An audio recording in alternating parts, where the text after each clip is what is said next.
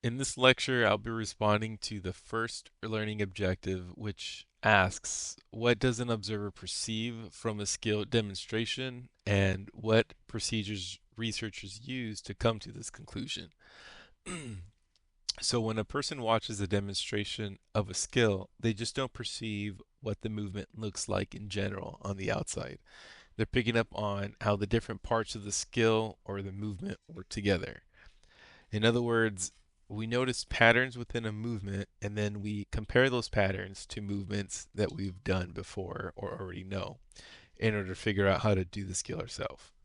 So these movements are made up of what's called invariant features.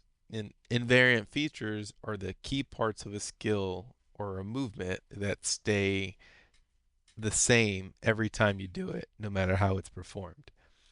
For example, if we look at throwing a baseball, whether you're tossing it lightly or you're trying to throw it as hard as possible, there's going to be certain parts of the movement that stay exactly the same. You're probably going to step forward with your front foot, and then you're going to rotate your hips, followed by the upper body, and then the ball is going to be released off of the fingertips.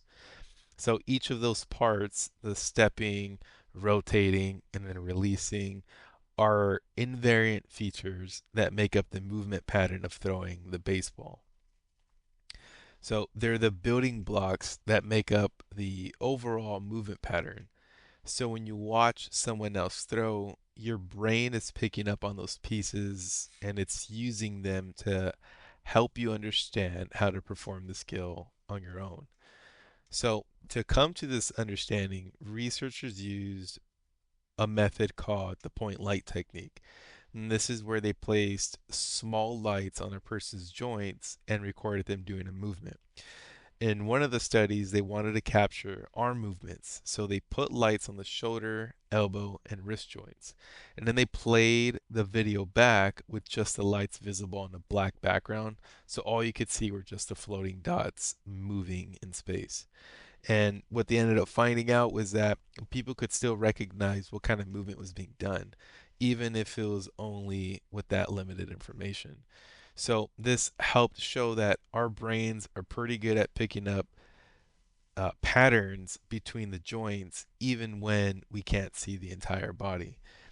Another study looked at how well people can learn a movement when they watch a demonstration compared to when they just hear a verbal explanation of how to do it. So, in this study, one group watched a person performing a skiing motion on a ski simulator, and the other group only got a verbal description of the task. And so they found here that the group that saw the demonstration developed smoother and more coordinated movements earlier in their trials compared to the group that didn't see it.